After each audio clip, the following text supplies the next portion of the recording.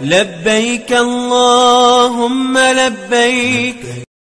अस्सलामुअलैकुम दोस्तों, मैं आपका भाई मोहम्मद लईक हाजिर हूं आपके सामने आज एक और नई वीडियो लेकर। दोस्तों, कभी कभी इतिहास ऐसे इंसान को जन्म देता है जो ताज के लिए नहीं बल्कि इंसाफ और इज्जत के लिए लड़ता है। एक अफगानी सिपाही जिसने अपने दम पर हिंदुस्तान की तकदीर बदल दी, जिसने बिना कोई खूनी तख्तापलट किए एक ऐसा राज बनाया जिसकी नकल बाद में आने वाले बड़े बड़े हुक्मरानों ने भी की। वो कोई और नहीं, वो थे शेर शाह सूरी, जिन्हें दुनिया में वो इज्जत और शोहरत नहीं मिली जिसके वो हकदार थे। लेकिन इन्होंने हिंदुस्तान को एक नई पहचान दी। इनकी पैदाइश बिहार के सासाराम में 1486 ईस्वी यानी 907 हिजरी में हुई थी। इनका बचपन का नाम फरीद खान था। इनके वालिद का नाम हसन खान सूरी था। यह एक छोटे जमींदार थे और अफगान कबीलों से ताल्लुक रखते थे। फरीद के दिल में बचपन से ही आज़ादी और इज्जत की आग थी। कहा जाता है, जब वो छोटे थे तो एक बार जंगल में उन्होंने अकेले ही एक शेर का सामना किया। उन्होंने अकेले ही शेर को मारकर शिकस्त दी। तभी से उनके उस्ताद ने उन्हें शेर शाह का नाम दिया और कहा, आज से तू फरीद नहीं शेर शाह है। यहीं से शुरू हुई उस शेर की कहानी जो आने वाले सालों में पूरे हिंदुस्तान पर छा जाने वाला था।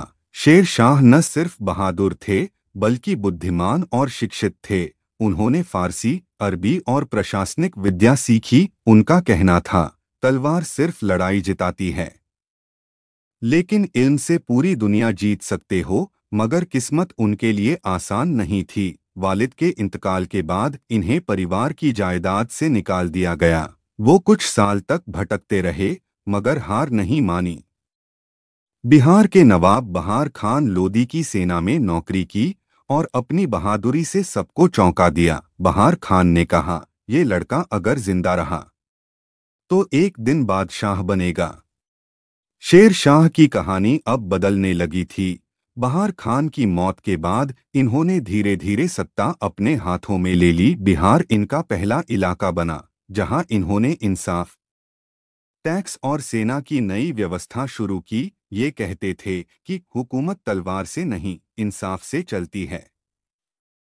शेर शाह ने हर गांव में प्रशासनिक अधिकारी लगाए, टैक्स को किसानों की हालत के मुताबिक तय किया और डाक व्यवस्था को ऐसा संगठित किया कि खबरें दिल्ली से बंगाल तक 2 दिन में पहुंच जाती थीं। इसी दौरान इनकी नज़र पड़ी बंगाल पर, जहां हुकूमत थी सुल्तान घियासुद्दीन महमूद शाह की। शेर शाह ने अपने सैनिकों के साथ बंगाल की सरहद पर कदम रखा और कुछ ही सालों में पूरा इलाका अपने कब्जे में कर लिया। अब बिहार और बंगाल दोनों शेर शाह की हुकूमत में थे और अब दिल्ली का रास्ता खुल चुका था। साल था 1538। दिल्ली में उस वक्त हुकूमत थी मुगल बादशाह हुमायूं की।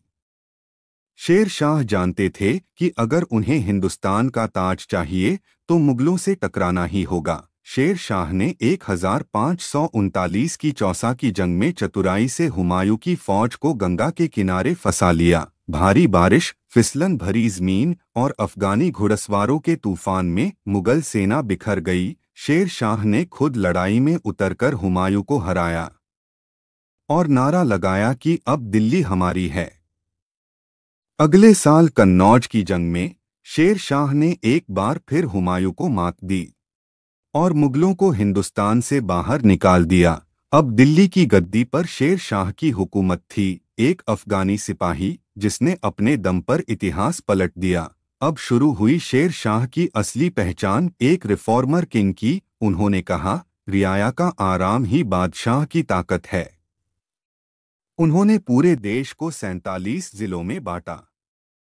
हर जिले में एक शिकदार, कानून अधिकारी और अमीन, राजस्व अधिकारी नियुक्त किया। टैक्स की वसूली खेत की उपज के आधार पर तय की जाती थी, किसी से ज्यादती नहीं की जाती। शेर शाह ने सिक्कों की नई व्यवस्था शुरू की। रुपया नाम का चांदी का सिक्का निकाला जो आज भी भारत की मुद्रा का आधार है। उन्होंने ग्रैंड ट्रंक रोड बनवाई, ढाका से लेकर पेशावर तक फैली वो सड़क जो आज भी एशिया की सबसे पुरानी राजमार्ग मानी जाती है। हर 2 कोस पर डाक चौकी और एक सराय बनवाई ताकि मुसाफिर सुरक्षित रहें और सूचनाएं तेजी से फैलें। शेर शाह खुद अदालत में बैठते थे। वह कहते थे, अगर कोई बूढ़ी औरत भी मेरे खिलाफ शिकायत लेकर आए तो मुझे उसे डराना नहीं बल्कि जवाब देना चाहिए।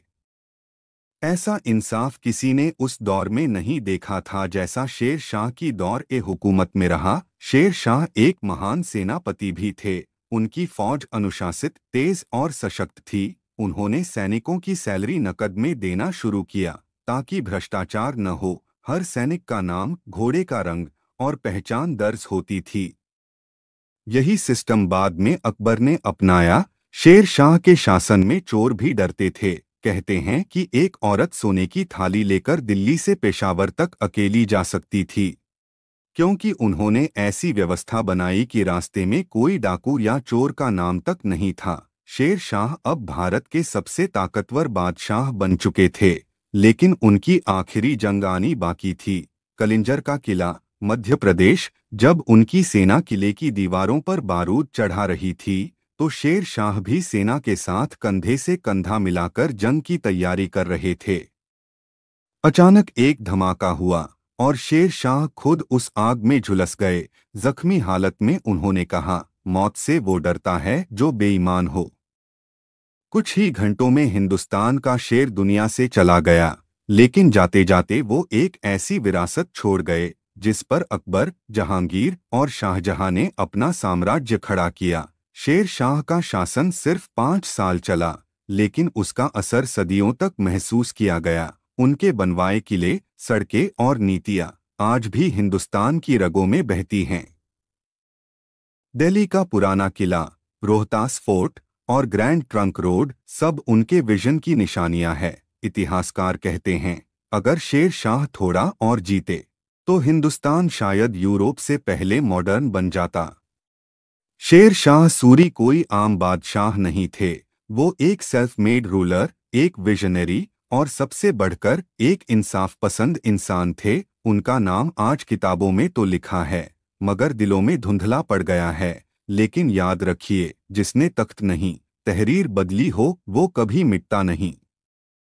शेर शाह सूरी वो शेर थे जो आज भी हिंदुस्तान की सड़कों, सिक्कों और इंसाफ की दास्तानों में जिंदा है। दोस्तों, अगर आपको शेर शाह सूरी की ये कहानी पसंद आई हो तो वीडियो को लाइक करें, चैनल को सब्सक्राइब करें और अगली हकीकत भरी कहानी के लिए जुड़े रहें। हीरोज ऑफ हिस्ट्री ऑफिशियल के साथ मिलते हैं अगले वीडियो में। तब तक के लिए अल्लाह हाफिज।